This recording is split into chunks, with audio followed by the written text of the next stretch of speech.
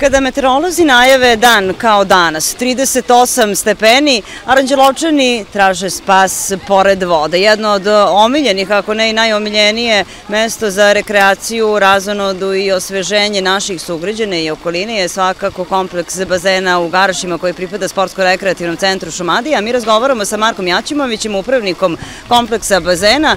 Ove godine je sezona bila mešovita, ali možete reći da ste zadovoljni posjetom.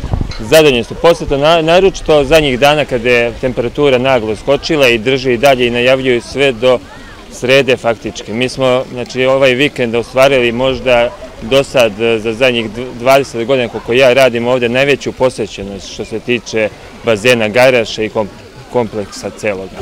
Ono što je interesantno za ovaj kompleks bazena jesu više nego pristupačne cene kako i ulaznice, tako i ostalih sadržaja koje ovo mesto nudi. Pa mi kao Sportsko-rekreativni centar Aranđelovac prevashodno je za građane Aranđelovca, znači nije menjao cenu zadnjih 5 godina, znači to su najpristupačnije cene u ovoj okolini. 250 dinara je ulaz za odrasle, djeca do 10 godina ne plaćaju, za invalide, trudnice je besplatan. Isto također za grupe koje se najavi jeftinije su ulaznice, onda besplatne su ulaznice za sportske ekipe koje dođu najavljene. Znači izlazimo u susret faktički svakom ko zatraži. Pored bazena, malog i velikog, Garaši nude i sportsku rekreaciju u vidu terena za razne vrste sportova. Baš tako. Mi smo na čelu sa direktorom Sportskog centra Nikolom Zlatković ove godine insistirao da što više bude, pošto se mi bavimo rekreativnim sportom, znači ubacili smo još sadržaje. Pored odbojke na pesku, fudbal na pesku, fudbal na travi, stavili smo nožni tenis, odbojka na travi, badminton, stoni tenis, znači što više ima rekreacije za omladinu, a i za starije normalno.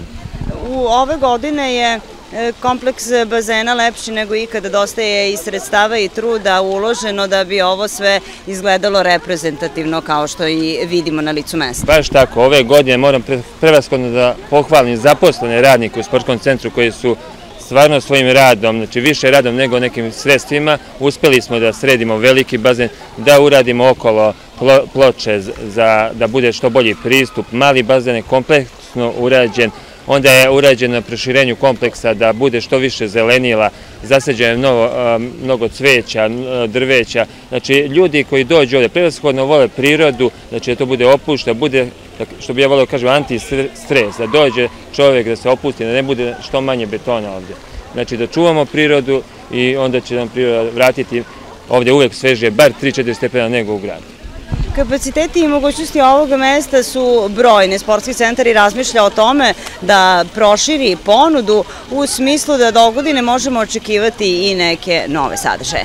Baš tako. Mi smo ove godine, zaboravio sam da pomenem, uradili, proširili smo dečju igraonicu, smo stavili novu, onda je urađeno bazene kompletno pregledovan, ofarban i bio je pripremljen. A što se tiče sljedeće sezone, planovi su da rasteretimo mali bazen, da uradimo malo veći za decu, nismo još sigurni koji će biti dimenzija, to nam je prevashodno da bi malo, pošto ove godine stvarno je veliki kapacitet i velike su gužve kod nas na našem kompleksu.